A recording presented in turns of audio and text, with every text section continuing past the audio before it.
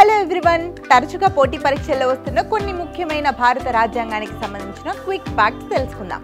రాజ్యాంగంలోని ఆర్టికల్ 12 నుంచి 35 వరకు ప్రాథమిక హక్కులు పొందుపరచబడ్డాయి. 14 నుండి 18 వరకు ఉన్న ఆర్టికల్ సమానత్వపు హక్కు గురించి తెలియజేస్తాయి. 19 నుండి 22 వరకు ఉన్న ఆర్టికల్స్ స్వాతంత్ర్యపు హక్కు గురించి తెలియజేస్తాయి. 23 నుంచి 24 ఆర్టికల్స్ దోపిడీకి వ్యతిరేకంగా ఉన్న హక్కు మిమ్మల్ని బలవంతపు కార్మికులు మరియు బాల కార్మికుల నుండి రక్షిస్తుంది. 25 నుండి 28 వరకు ఉన్న ఆర్టికల్స్ మత స్వాతంత్ర్యపు హక్కు గురించి తెలియజేస్తాయి. 29 మరియు 30 వరకు ఉన్న ఆర్టికల్స్ సాంస్కృతిక మరియు విద్యా హక్కుల గురించి తెలియజేస్తాయి. ఆర్టికల్ 32 రాజ్యాంగ పరిహారపు హక్కు.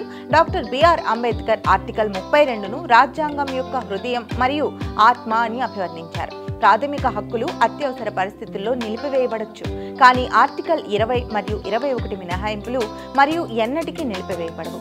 ఆర్టికల్ 21 ప్రత్యేకంగా మీ ప్రాథమిక జీవన మరియు స్వాతంత్ర్యపు హక్కు గురించి తెలియజేస్తుంది. ఇలాంటి ఇంట్రెస్టింగ్ అప్డేట్స్ కోసం T1 అకాడమీ ఛానల్ని సబ్స్క్రైబ్ చేసుకోండి. Thank you.